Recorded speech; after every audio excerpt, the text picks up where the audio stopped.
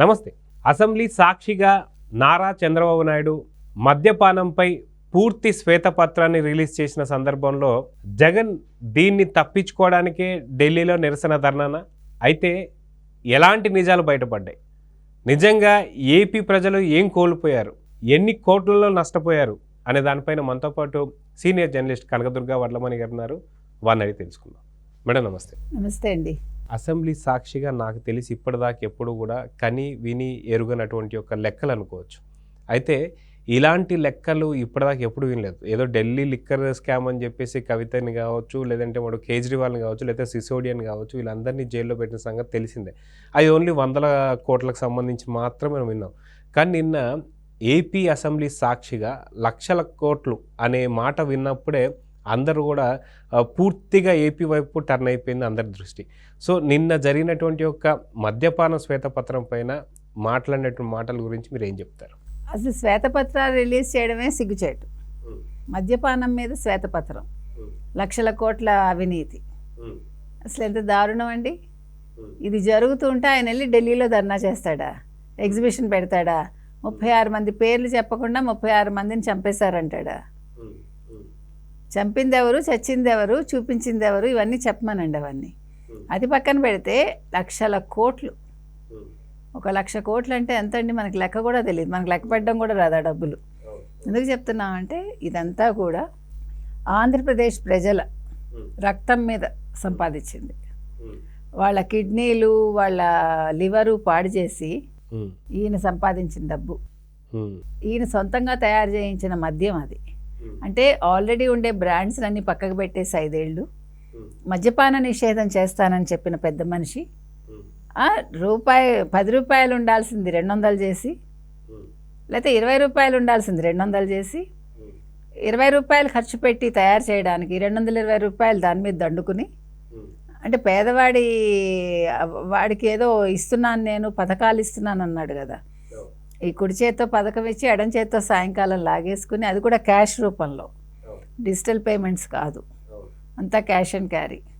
అంటే ప్రపంచం అంతా డిజిటల్ వే పయనిస్తూ ఉంటే మేము ఇంకా పథకాలు ఇస్తాము, మీరు ఇలా పడి ఉండండి, మేము పథకాలు ఇస్తాము, మీరు పైకి రాకండి, మేము పథకాలు ఇస్తాము, మీరు తాగి పడుకోండి, మేము పథకాలు ఇస్తాము, మీరు ఆరోగ్యం పాడు చేసుకోండి, మళ్ళీ హాస్పిటల్కి వచ్చే డబ్బులు మాకు కట్టండి ఆయన పథకం అది. కాబట్టి ఈ పథకాల వెనక ఇంత పథకం ఉందన్నమాట.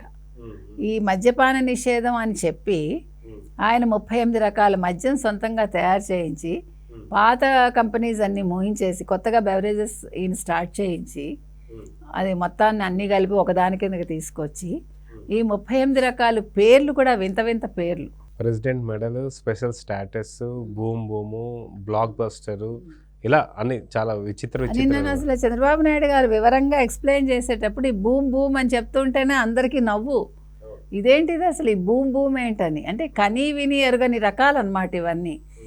అసలు ప్రపంచంలో బెస్ట్ లిక్కర్ తయారు చేసే కంపెనీలకు కూడా ఇవన్నీ తెలిసి ఉండవు. అంటే ఈ రకమైన మద్యము తెలిసి ఉండదు, ఈ రకమైన పేర్లు తెలిసి ఉండదు. ఎందుకంటే ఒక దేశానికి సంబంధించిన ఒక మంచి మంచి పథకాలు కావచ్చు, మంచి మంచి పేర్లు తీసుకెళ్ళి లిక్కర్కి పెట్టడం ఏంటండి? అంటే ఎట్లనో ఏపీకి స్పెషల్ స్టాటస్ రాదు కాబట్టి అది ఎవరన్నా కావాలి, స్పెషల్ స్టాటస్ కావాలి అంటే మటుకు వెళ్ళి తీసుకోండి అమ్మా, మీకు స్పెషల్ స్టేటస్ వచ్చినట్టే, మీరు అది తాగాక మీకే తెలుస్తుంది స్పెషల్ స్టేటస్ ఏంటో అని. చాలా వింతగా చేశాడండి. అంటే వింతగా కాదు, అమాయకుడు అనుకుంటారేమో ఎవరైనా జగన్మోహన్ రెడ్డిని. కాదు, చాలా అతి తెలివి ఆయనకి. డబ్బు తప్ప ఇంకో లోకం లేదండి.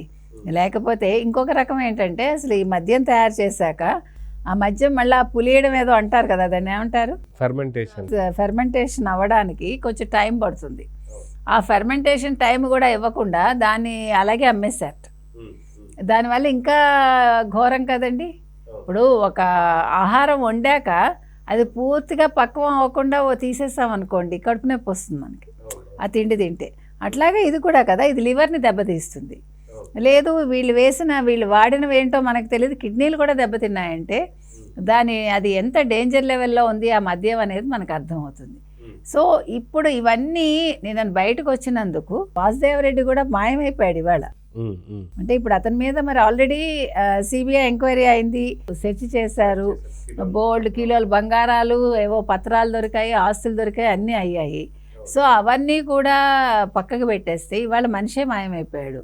ఎందుకంటే నేను శ్వేతపత్రం అంత వివరంగా చెప్పేసరికి ఇప్పుడు వాళ్ళకి భయం పట్టుకుంది. ఇప్పుడు జగన్మోహన్ రెడ్డి ఈ 4 శ్వేతపత్రాలకి ఆన్సర్ ఇవ్వలేక ఢిల్లీకి పారిపోయాడు. పోనీ ఢిల్లీకి పారిపోయి మనశ్శాంతిగా ఉందావా అంటే అది అట్టర్ ఫ్లాప్ అయింది, ఎవడూ పట్టించుకోలేదు. ఇంకేముంది, అమిత్ షా అపాయింట్మెంట్ అన్నాడు, ఆయన మోదీ అపాయింట్మెంట్ అన్నాడు, రాష్ట్రపతి అపాయింట్మెంట్ అన్నాడు, ఎవరు అపాయింట్మెంట్ ఇవ్వలేదు. నిన్న రాత్రి ఎందుకు వెనక్కి వచ్చేసాడు? మరి అపాయింట్మెంట్ ముగించుకుని రావాలి కదా. అంటే రాత్రిళ్ళు ఎక్కడో ఉండడు. ఇందాక మనం చెప్పుకున్నట్టు ఆయన చీకటి భయం ఒకటి, దానికి సైన్ షర్మిల చెప్పింది అక్కడే ఉండన్నా నేను సునీత వస్తామని, అదొక భయం ఎక్కడ చెల్లొచ్చేస్తుందో అని. వివేకానంద ఫోటో పెట్టమంది, అదో భయం. ఇప్పుడు వివేకానంద రాత్రి వచ్చి పీక్కు తింటాడు ఆయన్ని. అందుకని ఇన్ని భయాల మధ్య ఆయన నిన్న రాత్రి అయితే పరిగెట్టుకుని వచ్చాడు. మరి ఇవాళ అసెంబ్లీకి రావాలి కదండి, ఇవాళ అసెంబ్లీకి ఆయన రావాలి కదా. హైకోర్టులో పిటిషన్ వేసావు కరెక్టే, నీకు ప్రతిపక్ష హోదా కావాలని. నువ్వు ఇవాళ వచ్చి మాట్లాడాలి కదా, నీకు సిగ్గుంటే నువ్వు ఆన్సర్ ఇవ్వాలి. నువ్వు పులివెందుల ప్రజలు నిన్ను ఎన్నుకున్నందుకు ప్రజల గౌరవాన్ని కాపాడి నువ్వు ఒక ఎమ్మెల్యేగా ఇవాళ సభకు వచ్చి నువ్వు ఆన్సర్ ఇవ్వాలా వద్దా? నువ్వు తప్పు చేయకపోతే చేయలేదని చెప్పు, ప్రూవ్ చేసుకో, అది నీ బాధ్యత. అది ఇవన్నీ మీరు అబద్ధాలు చెప్తున్నారు. 1,00,000 కోట్లు ఎక్కడ, 2,00,000 కోట్లు అంటావా? మీరు 1,00,000 కోట్లే చెప్పారు, కాదు ఇది అబద్ధం, నేను తప్పు చేయలేదు, నేను 2,00,000 కోట్లు చేశాననే చెప్పాలి కదా. ఆ తర్వాత ల్యాండ్ టైటిలింగ్ యాక్ట్ గురించి మాట్లాడాలి. ఈరోజు మొత్తం ఆ రాళ్ల మీద కూడా ఆయన ఫోటో లేదు. తర్వాత ఇందాక చూసాం మనం, ఆ పట్టాదారు పాస్ పుస్తకాల మీద కూడా తీసేస్తారు. సో జగన్మోహన్ రెడ్డి అనేవాడు మాయమైపోతాడు ప్రజల గుండెల్లోంచి. అదొకటి. అది పెడితే మీరు చెప్పినట్టు ఇందాక మనం మాట్లాడుకున్న పోలవరం గురించి మాట్లాడాలి. మరి అవన్నీ ఆన్సర్లు ఇవ్వట్లే కదా. అంటే ఆయనకి ఏమీ తెలియదండి, ఆయనకి ఏం చేయాలో తెలియదు. డబ్బు సంపాదించుకోవడం ఒక్కటే ఆయనకు తెలుసు, అడ్డదారుల్లో ఎలా సంపాదించుకోవాలి అనేది ఆయనకి ఎవరు చెప్పారో కానీ బాగా నేర్పించారు. మరి ఆ గురువు ఎవరో ఆయన చెప్తే బాగుంటుంది. నాకు ఈయన ఫలానా గురువు అంటే చాలామంది నేర్చుకుంటారు ఇలాంటివి. అందరూ సిన్సియర్గా ఎలా ఉండాలి, మంచి వేలో ఎలా వెళ్ళాలి, తక్కువ సంపాదించుకున్న ఆనందంగా ఎలా ఉండాలి అని నేర్చుకుంటుంటే ఈయన ఎన్ని కేసులు తెచ్చుకోవాలి, ఎంత సంపాదించుకోవాలి, ఎన్ని ప్యాలెస్లు కట్టుకోవాలి, ప్రజల్ని ఎలా మోసం చేయాలి, ఇందులో బాగా ఆయన డాక్టరేట్లు పొందాడు ఈయన. కాబట్టి నిన్న మనం చూసుకుంటే ఈ మద్యం శ్వేతపత్రం ఏదైతే ఉందో దాన్ని చూశాక ఒక్కళ్ళు కూడా మాట్లాడటం లేదు. ఇంకొకటండి, ఇప్పుడు ఒక్క మాజీ మంత్రులు కానీ ఎమ్మెల్యేలు కానీ ఈ శ్వేతపత్రాల మీద నోరు విప్పుతున్నారండి? ఎవడైనా ఆన్సర్ ఇచ్చాడా ఇంతవరకు? మరి ఉత్తప్పుడంతా వాళ్ళు ప్రెస్ మీట్లు పెట్టేసి ఇదివరకు అంతా సజ్జలు వచ్చేవాడు, ఇప్పుడు పేర్ని నాని కదా వస్తాడు. నిన్న పేర్ని నాని ఢిల్లీ వచ్చాడండి, అంబటి రాంబాబు కనిపించాడు కానీ మనకి సజ్జల కనిపించాడు, కానీ సజ్జలు కనిపించారు, అంబటి రాంబాబు కనిపించారు, పేర్ని నాని కనిపించలేదు నిన్న. మరి పేర్ని నాని ఆన్సర్ ఇవ్వాలి కదా, మీరు వివరాలు చెప్పాలి కదా. మేము చేయలేదని చెప్పండి, అదేది మాకు సంబంధం లేదు అని చెప్పమనండి. ఇప్పుడు ఇందులో కూడా పెద్దిరెడ్డి హస్తం ఉంది కదా, వీటన్నింటిలో పెద్దిరెడ్డి ఉన్నాడు, విజయసాయిరెడ్డి ఉన్నాడేమో మనకు తెలియదు. విజయసాయిరెడ్డి అయితే ఇప్పుడు ఈ భూములకు సంబంధించి రెవెన్యూ దానికి ఆయన సంబంధం ఉంటుంది, పెద్దిరెడ్డి సంబంధం కూడా ఉంటుంది. మైనింగ్ ఎలాగా ఉంది, ఇప్పుడు ఇంకా 3 శ్వేతపత్రాలు ఎన్నో బయటకు వస్తాయి, రానివ్వండి. అంటే మీరు చెప్పినట్టు ఇందాక మీరు అన్నట్టుగా చరిత్రలో లేనంత ఎప్పుడు చరిత్రలో జరిగి ఉండదు ఇన్ని శ్వేతపత్రాలు రిలీజ్ చేయడం. ఇట్లా రాష్ట్రం అనేది బ్యాంక్రప్ట్ అవటం అనేది ఎక్కడ జరిగి ఉండదండి. ₹1 ఇది ఖజానాలో లేకుండా రాష్ట్రాన్ని ఈ రకంగా దోచేసుకుని ఆర్థికంగా కుదేలు చేసేసి దాన్ని మళ్ళా వచ్చే ప్రభుత్వానికి అప్పచెప్పటం మాత్రం ఈ వైసీపీ ప్రభుత్వమే చేసిందండి. ఇది ప్రజలు చూస్తున్నారు, గుర్తుపెట్టుకోవాలి. ఇలాంటి వాడిని మనం ఎన్నుకోనందుకు వాళ్ళు సంతోషపడాలి. మళ్ళీ జీవితంలో ఇలాంటి వాళ్ళు ఎన్నుకోకుండా వాళ్ళు ఒక నిర్ణయం తీసుకుంటే బాగుంటుంది. సో చూద్దాం మనం, ఖచ్చితంగా జగన్ చేసినటువంటి ఈ మద్యపానంలో ఇంత పెద్ద అక్రమాలకి ఎలాంటి శిక్ష పడుతుందో వెయిట్ చేసి చూద్దాం. నమస్తే.